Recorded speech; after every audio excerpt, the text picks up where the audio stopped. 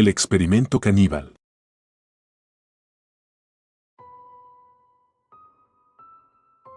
Cuando abrí los ojos, lo primero que sentí fue un dolor punzante en la cabeza. Mis párpados pesaban como si llevaran siglos cerrados y el zumbido constante en mis oídos hacía que mis pensamientos fueran brumosos, fragmentados. Estaba desorientado. Intenté levantarme, pero las piernas no me respondían. Estaba acostado sobre algo frío y duro, tal vez concreto, y el aire olía a humedad y metal oxidado. Parpadeé, tratando de enfocar mi vista. La luz era tenue, filtrándose apenas a través de una única bombilla que colgaba en el centro del techo, oscilando ligeramente, proyectando sombras largas en las paredes de la habitación.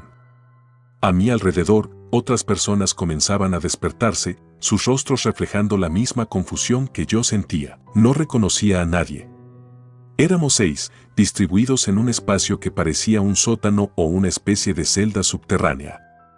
Las paredes de cemento estaban desnudas, excepto por un par de cámaras en las esquinas que vigilaban cada movimiento. No había ventanas, y la única puerta estaba firmemente cerrada, sin manija visible. El aire se sentía pesado, viciado, como si hubiera estado estancado durante días. Una mujer, de cabello enmarañado y ojos rojos de pánico, comenzó a gritar, exigiendo saber qué estaba sucediendo. Nadie respondió. Estábamos todos igual de perdidos. Me esforcé por recordar cómo había llegado aquí, pero mi mente era un caos. Lo último que recordaba era salir de mi casa, quizás para hacer unas compras. Y luego, la oscuridad. Los demás comenzaron a hablar, murmurando teorías, pero ninguna tenía sentido. ¿Nos secuestraron?, preguntó un hombre de barba descuidada, con una voz que apenas ocultaba el miedo. ¿Quién haría algo así?, replicó otro, más joven, con una cicatriz en la mejilla. Fue entonces cuando la pantalla en la pared opuesta cobró vida. Todos volteamos al mismo tiempo, tensos. En la pantalla, un rostro enmascarado apareció, distorsionado por estática. Su voz era suave, casi relajante, como si todo esto fuera una simple charla casual. Bienvenidos. Están aquí porque han sido seleccionados para participar en un experimento. No intenten escapar. No hay forma de salir de aquí. La voz hizo una pausa, como si saboreara lo que iba a decir después. El experimento es simple, la supervivencia del más apto. Nadie habló. La habitación estaba sumida en un silencio sepulcral, cada uno de nosotros procesando lo que habíamos escuchado. Dentro de esta sala, no hay comida ni agua. Continuó el hombre en la pantalla. Tienen una semana. Después de eso, el experimento terminará, de una forma u otra. La pantalla se apagó abruptamente, dejándonos a todos en estado de shock. Los murmullos se convirtieron en gritos. «Esto es una locura», exclamó la mujer que había gritado antes. «No podemos quedarnos aquí y morir de hambre». Los días pasaron. Al principio, todos nos mantuvimos distantes, desconfiados. Nadie sabía quiénes éramos ni por qué estábamos allí. No había comida, como nos habían advertido, y pronto el hambre comenzó a apoderarse de nosotros. El primero en colapsar fue el joven de la cicatriz. Se desmayó el tercer día, incapaz de soportar el hambre. Intentamos ayudarlo, pero no había nada que pudiéramos hacer. Para el cuarto día, la tensión era palpable. Las conversaciones se habían vuelto escasas y nuestras miradas se cruzaban solo brevemente, cada uno de nosotros evaluando al otro. El hambre nos volvía paranoicos. Cada vez que alguien hacía un movimiento brusco, el resto reaccionaba de inmediato, como si esperáramos el estallido de una violencia inevitable. El quinto día, el joven de la cicatriz murió. Simplemente no despertó. La mujer, la que había sido la más vocal al principio, comenzó a llorar. No por el joven, sino porque su muerte nos recordó lo que podría estar por venir para el resto de nosotros. Fue en ese momento cuando una idea oscura, prohibida, comenzó a tomar forma en nuestras mentes.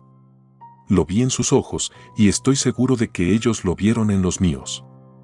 El cuerpo del joven muerto no se movía, inerte, pero la idea de su carne.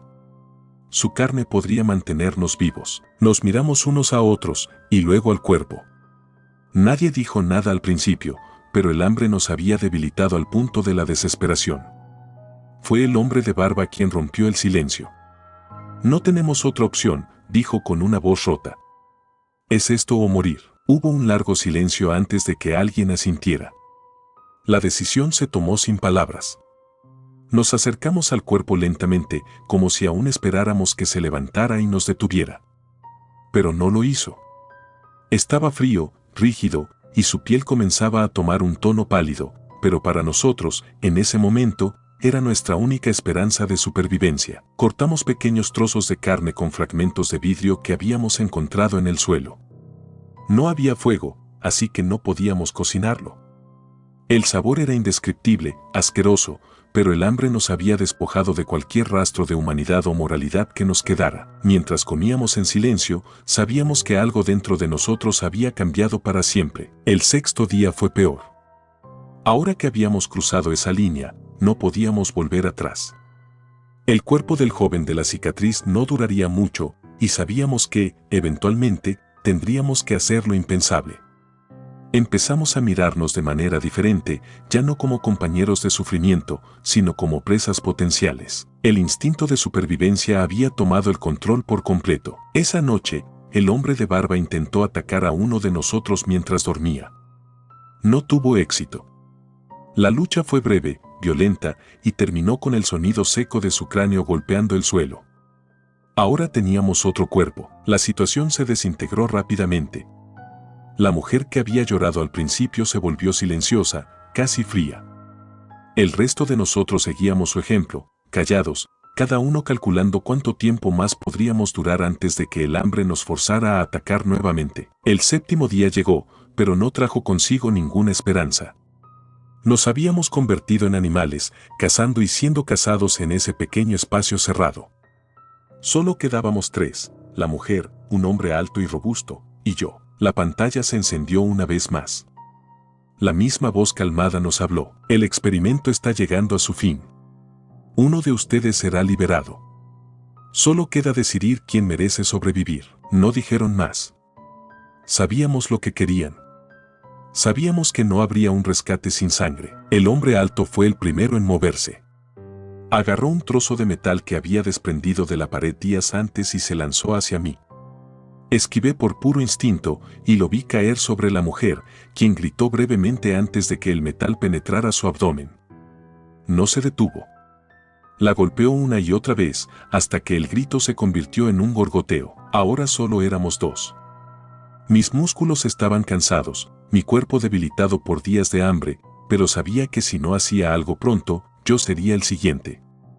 En un impulso desesperado, me abalancé sobre él, agarrando el trozo de metal que aún tenía en sus manos. La lucha fue brutal, salvaje, llena de una furia primitiva que no reconocía en mí mismo. Finalmente, lo empujé contra la pared, clavando el metal en su cuello. La sangre brotó, caliente y espesa, cubriendo mis manos. Cayó al suelo con un gemido bajo, y su cuerpo quedó inmóvil. La puerta, esa puerta que nunca había tenido manija, se abrió lentamente, como invitándome a salir. Sabía que había ganado. Había sobrevivido al experimento. Pero mientras cruzaba el umbral, sentía que algo en mí se había roto irreparablemente. No era el mismo de antes. El precio de la supervivencia había sido demasiado alto.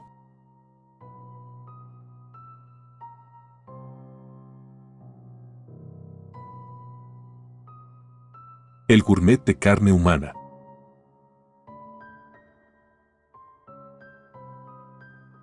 Siempre me he enorgullecido de mi habilidad para cocinar.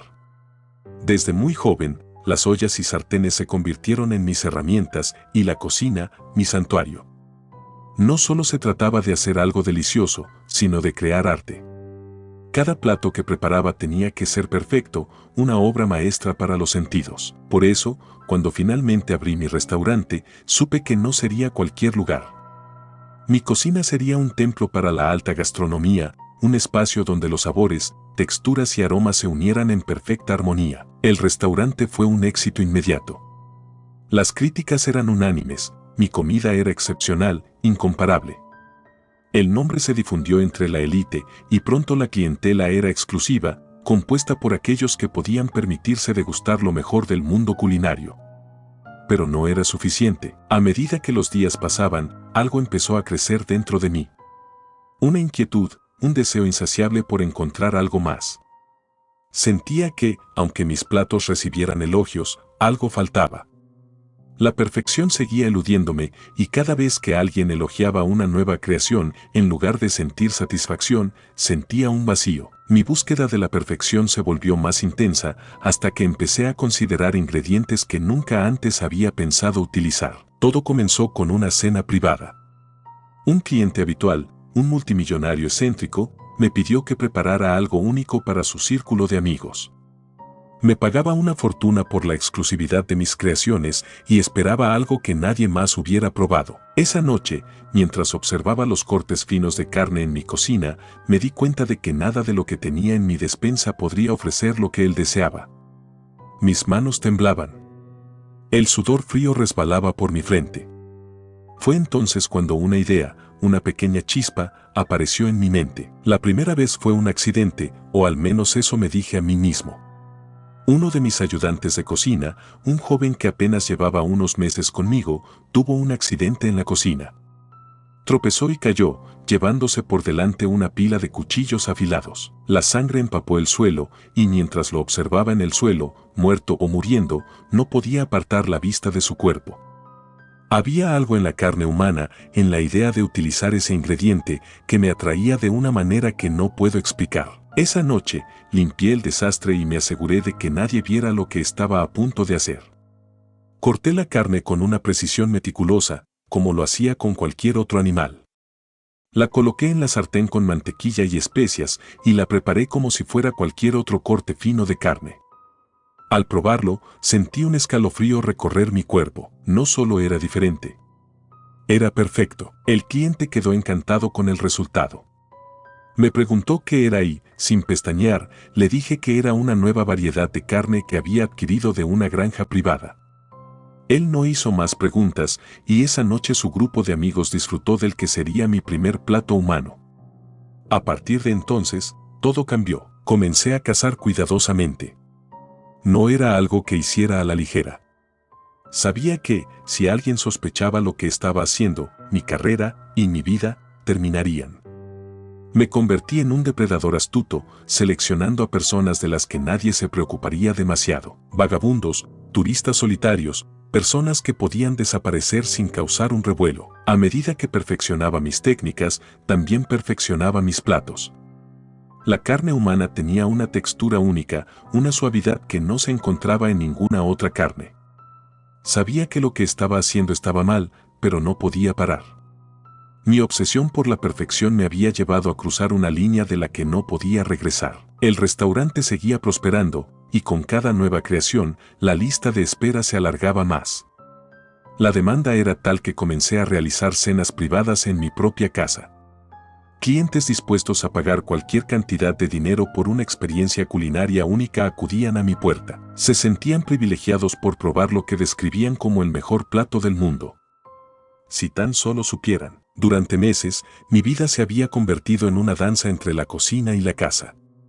A veces, me sorprendía lo fácil que era encontrar nuevas víctimas. La oscuridad de la noche me protegía, y mis habilidades como cazador crecieron a la par que mi reputación como chef. Pero algo cambió. Como cualquier cazador, cometí un error. Una noche, mientras caminaba por un callejón en busca de mi próxima víctima, sentí que alguien me seguía. Giré rápidamente, pero no vi a nadie. Mi instinto me dijo que debía regresar, pero la casa ya era parte de mí, algo que no podía detener. Me convencí de que estaba imaginando cosas y seguí adelante. Días después, cuando estaba en la cocina, preparando una cena privada para uno de mis clientes más importantes, recibí un sobresellado. No tenía remitente, pero la simple vista de él me llenó de inquietud. Lo abrí con manos temblorosas y dentro había una sola hoja de papel con un mensaje corto y aterrador. Sé lo que haces. El sudor empezó a brotar en mi frente. ¿Alguien había descubierto mi secreto? ¿Cómo? ¿Quién? Intenté tranquilizarme. Tal vez era solo una broma. Pero el miedo ya se había plantado en mí y no me abandonaría. A partir de ese día, las cartas siguieron llegando. Cada una más perturbadora que la anterior. Algunas simplemente decían cosas como, te estoy observando o ya no puedes esconderte. Otras eran más explícitas, describiendo en detalle los cuerpos que había desmembrado, las víctimas que había cazado. Sabía que no podía continuar. Cada día que pasaba, sentía que la soga se apretaba más a mi alrededor. El círculo de sangre que había creado era demasiado grande y escapar de él parecía imposible. Aún así, seguí cocinando. ¿Qué más podía hacer? La cocina era todo lo que sabía, todo lo que me importaba. Finalmente, llegó la última carta. La más aterradora de todas. Hoy será tu última cena. El miedo me consumió. Esa noche, preparé lo que sabía que sería mi plato final. Tenía invitados importantes, personas que habían esperado meses para tener un lugar en mi mesa. La carne estaba lista, cocinándose lentamente en la cocina, mientras yo intentaba calmar mi respiración. Los invitados llegaron, pero algo estaba mal. Había una tensión en el aire, una sensación de que algo estaba a punto de suceder. Cuando el primer plato fue servido, miré a mis comensales, esperando alguna reacción. Sin embargo, todos comían en silencio, sus rostros inexpresivos, como si supieran algo que yo no. Fue entonces cuando sentí una mano en mi hombro. Me giré, pero no vi a nadie. El pánico se apoderó de mí.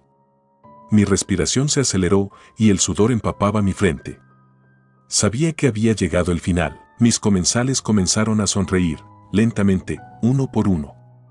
La puerta de la cocina se abrió de golpe y entraron personas que no reconocía. Me rodearon, con cuchillos en la mano. Habían venido por mí, y supe, en ese momento, que el cazador finalmente se había convertido en la presa.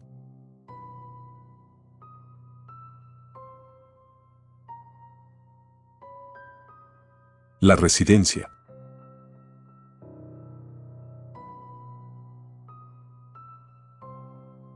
Cuando llegué por primera vez a la residencia, no tenía ni idea de lo que me esperaba. Había pasado semanas buscando algún lugar para quedarme mientras intentaba enderezar mi vida.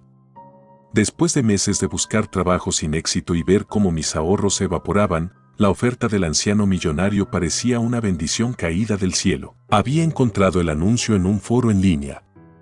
Se buscan jóvenes responsables para cuidar a un hombre mayor en su residencia a cambio de habitación, comida y una pequeña compensación mensual, decía. La paga no era mucho, pero la idea de tener un lugar donde quedarme sin preocuparme por el alquiler me pareció demasiado tentadora como para ignorarla. La mansión estaba en las afueras de la ciudad, en una colina solitaria rodeada por un espeso bosque.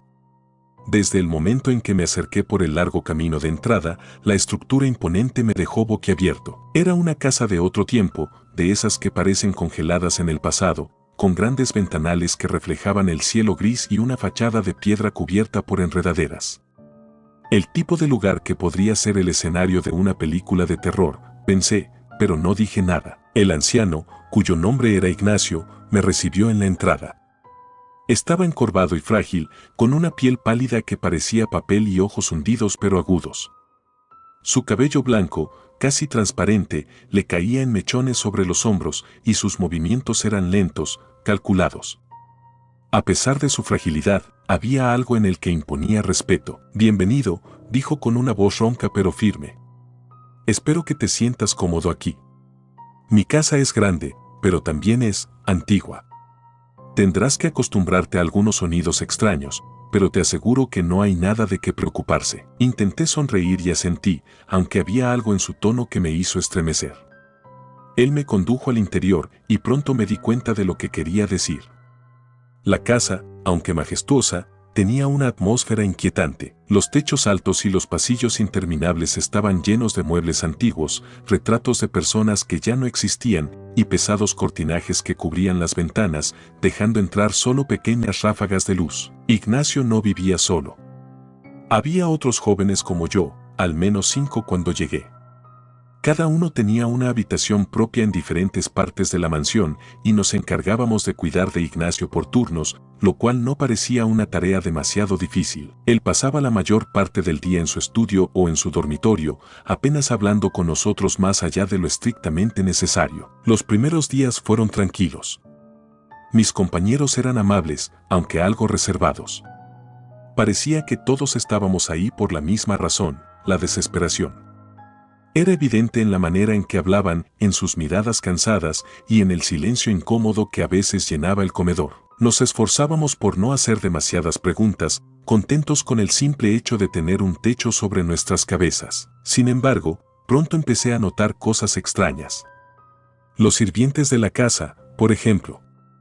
Había dos de ellos, ambos de mediana edad, con rostros inexpresivos y pasos silenciosos. Casi nunca hablaban, y cuando lo hacían, sus voces eran monótonas, como si estuvieran leyendo un guión. Los veía limpiar o preparar la comida, pero nunca interactuaban con nosotros más de lo necesario. Una noche, mientras intentaba conciliar el sueño, escuché un ruido en el pasillo. Al principio pensé que era el viento, pero cuando me levanté para revisar, vi una sombra moviéndose rápidamente por el borde de mi visión.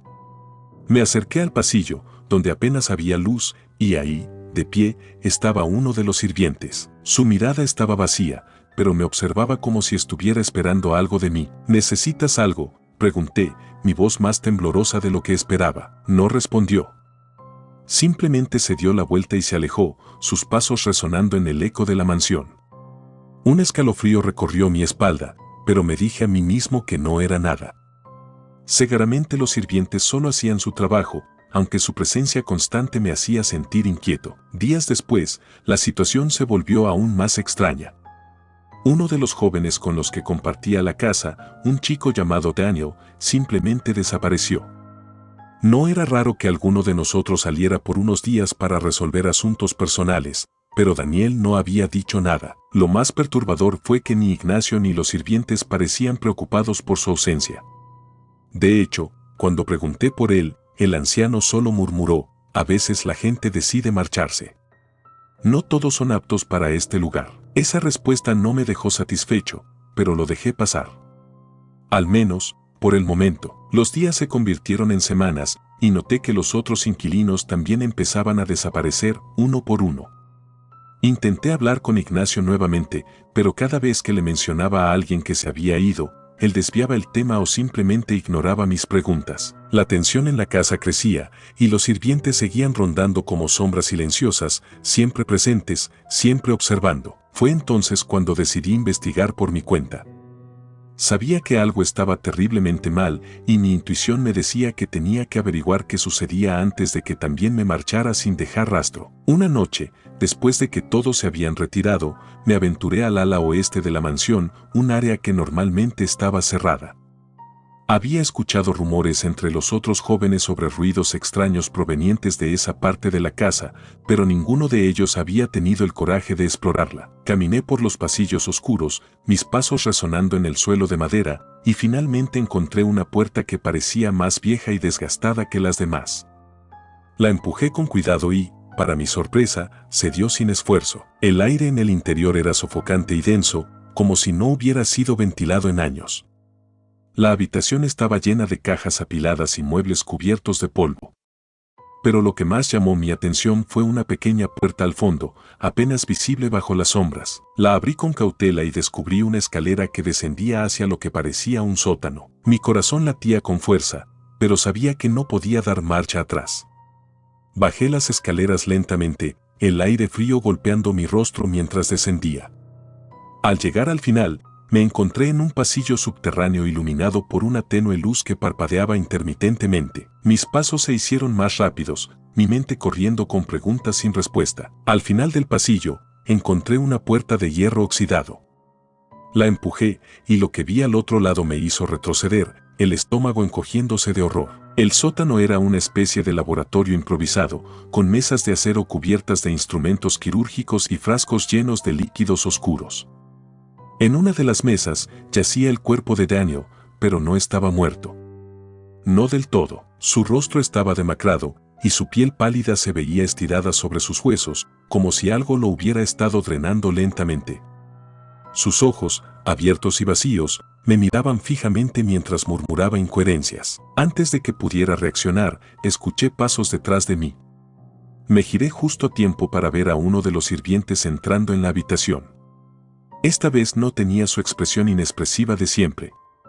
Sus ojos brillaban con una intensidad inhumana y en su mano sostenía un bisturí. Intenté correr, pero otro sirviente apareció en el pasillo, bloqueando mi salida. Estaba atrapado. Bienvenido al verdadero propósito de la residencia, dijo una voz suave. Era Ignacio, de pie en la entrada. Mis sirvientes no son lo que parecen. Ellos no son humanos, al menos, no del todo. Son seres antiguos que se alimentan de la juventud y la vitalidad, y tú eres su próxima comida. Sentí que el suelo se desmoronaba bajo mis pies. Todo comenzó a encajar. Las desapariciones, el comportamiento extraño de los sirvientes, la indiferencia de Ignacio. Este lugar no era un refugio, era una trampa. Intenté luchar, pero no tuve ninguna oportunidad. Los sirvientes se abalanzaron sobre mí, inmovilizándome con una fuerza sobrehumana. Sentí el frío metal del bisturí contra mi piel mientras el mundo se oscurecía a mi alrededor. Mi último pensamiento fue que nunca debía haber respondido a ese anuncio.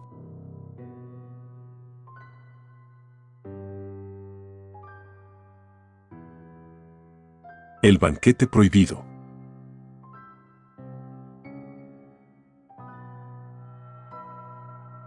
Habíamos recorrido la región remota durante días, fascinados por sus paisajes montañosos, sus pequeños pueblos perdidos en el tiempo y la sensación constante de estar a kilómetros de la civilización. El aire era frío y el sol, siempre bajo, teñía todo de una luz dorada que parecía congelada en el tiempo. Nos habíamos topado con muchas cosas a lo largo del viaje, ruinas antiguas, aldeas fantasmales, pero lo que nunca esperábamos encontrar era lo que ahora llamábamos el banquete. Éramos 5, amigos desde la universidad, unidos por una pasión insaciable por la aventura. Habíamos planeado este viaje como una escapatoria de la monotonía de nuestras vidas urbanas. Durante días, habíamos estado alimentándonos de comida enlatada y bocadillos rápidos, por lo que cuando descubrimos el pequeño restaurante al borde de un camino sinuoso y polvoriento, nuestras expectativas no podían haber sido más altas. La fachada del lugar era modesta. Una cabaña de madera con una chimenea que humeaba débilmente en el techo y una pequeña terraza con mesas vacías, cubiertas por manteles rojos y blancos que ondeaban suavemente con la brisa. Había un cartel tallado a mano que apenas se podía leer debido al desgaste del tiempo. Me acerqué, entrecerrando los ojos. Le Banquet du Soleil, decía. Era el tipo de sitio que parecía una joya escondida. La puerta, rechinante y pesada, nos dio la bienvenida al cálido interior. Apenas pusimos un pie dentro, el aroma nos envolvió, una mezcla embriagadora de hierbas frescas, carne asada y algo dulce que no logré identificar de inmediato. Una mujer de mediana edad, con un delantal blanco impoluto, nos recibió con una sonrisa amable. Nos sentó en una mesa cerca de la chimenea y nos ofreció vino de la región.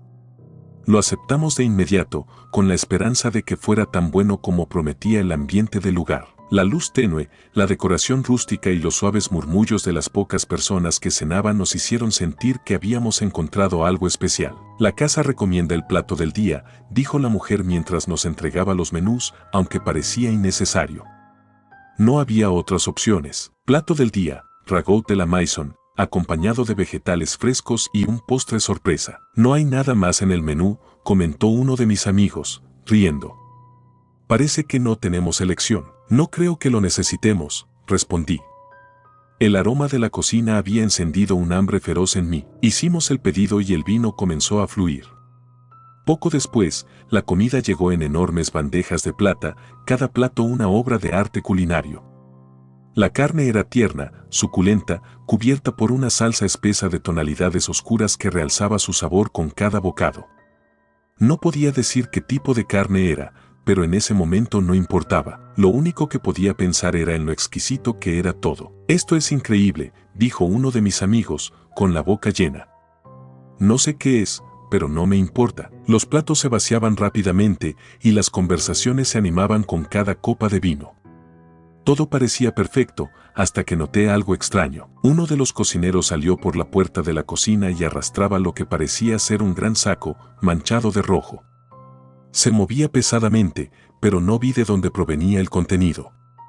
Aquel detalle pasó desapercibido para mis amigos, pero a mí me dejó un regusto amargo en la boca. Traté de ignorarlo, convencido de que probablemente era alguna carne fresca que traían desde el matadero. El postre llegó. Era una especie de mousse oscura, casi negra, servida en pequeñas copas de cristal. Su sabor era rico y dulce, pero con un toque metálico que no pude identificar. ¿no es un poco raro? Pregunté mientras el silencio descendía sobre la mesa. Mis amigos me miraron, perplejos. ¿A qué te refieres? Respondió uno. El lugar. No hay nadie aquí, aparte de nosotros y unas pocas personas al fondo. Y el menú es, no sé, limitado. Uno de ellos se encogió de hombros. Estamos en medio de la nada. Probablemente no tienen mucha clientela. Además, ¿quién puede quejarse con comida como esta? El comentario fue recibido con asentimientos de aprobación, pero algo en mi interior seguía sin estar tranquilo. Decidí investigar. Me levanté, disculpándome con la excusa de ir al baño. Caminé hacia el fondo del restaurante, donde una pequeña puerta de madera estaba entreabierta, revelando una tenue luz que provenía de la cocina. Me acerqué lentamente, asegurándome de que nadie me viera. Al asomarme, lo primero que vi fue a los cocineros trabajando en lo que parecían cortes de carne. Pero había algo más, algo que hizo que mi corazón se detuviera por un momento. Colgado de un gancho en una esquina oscura de la habitación, había un brazo humano. Traté de retroceder, pero una mano se cerró firmemente sobre mi hombro. Giré bruscamente y me encontré con la mujer que nos había atendido. ¿Está todo bien?, preguntó con una sonrisa imperturbable. No supe qué decir. Mi mente se debatía entre correr y gritar, pero las palabras se atoraron en mi garganta. Simplemente asentí y me alejé de la cocina, intentando no parecer sospechoso. Volví a la mesa, con el corazón latiendo con fuerza en mi pecho. Mis amigos seguían disfrutando de la comida, riendo y hablando animadamente. ¿Todo bien?, preguntaron, notando mi nerviosismo. No respondí de inmediato. Sabía que lo que había visto no era normal, pero ¿cómo se los decía sin parecer un lunático? Decidí no decir nada en ese momento. Solo quería salir de allí cuanto antes. Hice una señal a la camarera para pedir la cuenta. Ella la trajo con la misma sonrisa en el rostro. Espero que hayan disfrutado su comida, dijo amablemente, pero había algo en su tono que me ponía los pelos de punta. Pagué rápidamente y nos levantamos para salir. Mientras nos dirigíamos a la puerta, noté que las otras mesas estaban ahora vacías. Las pocas personas que habíamos visto al llegar habían desaparecido sin dejar rastro. Una vez afuera, el aire frío de la noche me hizo sentir un poco mejor, pero algo seguía sin encajar.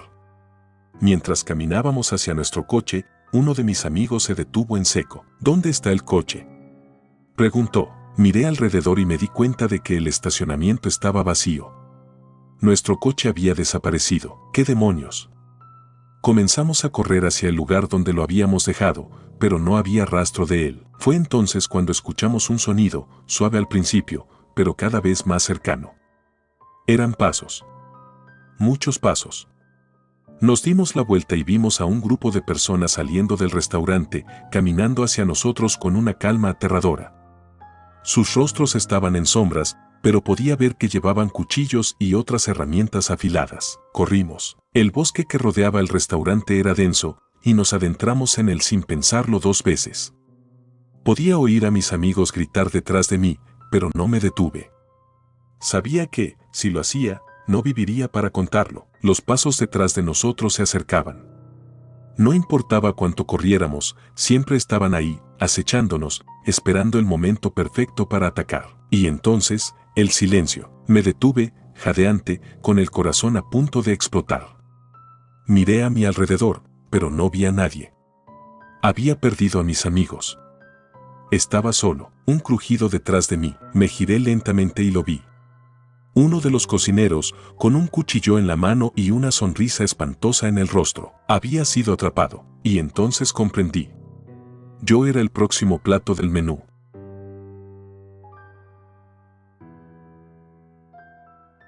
Gracias por tomarse el tiempo de escuchar nuestros relatos de terror, espero y haya sido de su agrado. Si te gustan los relatos de terror, apóyanos a darle like y compartiendo, o haciendo un comentario, ya que eso nos ayudaría a la mejora continua. Si aún no estás suscrito o suscrita, los invito a que lo hagan para que no se pierdan de los mejores relatos de terror de Lamentos de la Noche. Gracias por el apoyo y buena vibra.